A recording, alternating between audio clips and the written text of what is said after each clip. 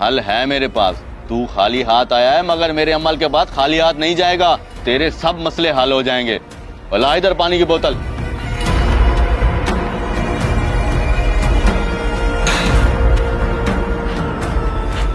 یہ پانی روز صبح صبح دکان میں چھڑکاؤ کرنا اور 2 گھونٹ پینا. 7 دن عمل کرنے کے بعد 8ویں دن میرے پاس آ جائیں.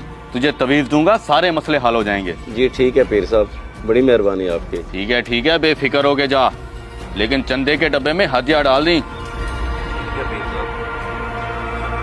ہکھو ہکھو ہکھو ہکھو ہکھو.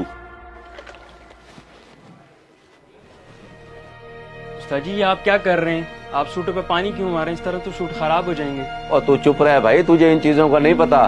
اب تو دیکھیں اپنا کاروبار کیسے چمکتا ہے.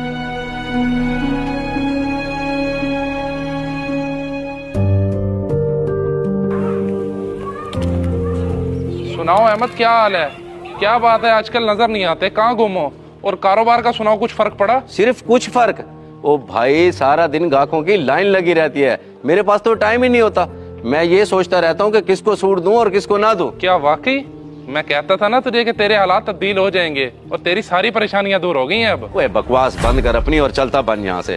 جس دن سے وہ تیرے پیر کا پانی پیا اور دکان میں چھڑکا ہے نا, سارا کاروبار ہی تباہ ہو گیا ہے. پہلے تو چلو کوئی 1 آدھ کسٹمر آ جاتا تھا دن میں, اب ایک بھی نہیں آتا. وہ تو کیسی عجیب باتیں کر رہا ہے, بھلائی کا تو زمانہ ہی نہیں ہے. قسمت خود کی خراب ہے اور غصہ مجھ پہ کر رہا ہے.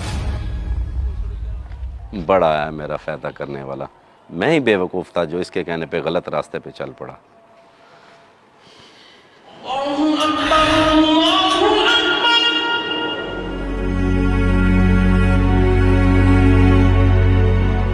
السلام علیکم احمد صاحب.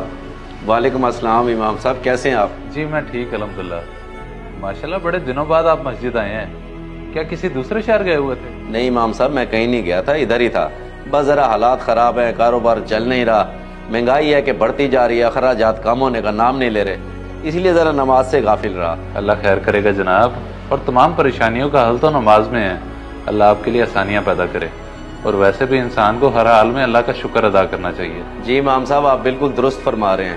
اگر انسان اپنے مسئلے حل کرنا چاہتا ہے تو اس کا درست راستہ مسجد ہی ہے. کاش یہ بات ہمارے تمام مسلمان بہن بھائیوں کو سمجھ آ جائے. ادھر ادھر بھٹکنے کی بجائے اگر ہم نماز کی پابندی کر دیں اور قرآن پاک پڑھنے لگ جائیں تو دیکھیں کیسے حالات بدلتے ہیں. چلے نماز کا وقت ہو رہا ہے. کیوں شرک میں ہے تو پھنسا ہوا, کیوں نور سے ہے تو دور ہوا. اگر آپ کو یہ ویڈیو پسند آتی ہے تو اس کو لائک اور شیئر ضرور کریں, شاید آپ کی وجہ سے کسی کی اصلاح ہو جائے.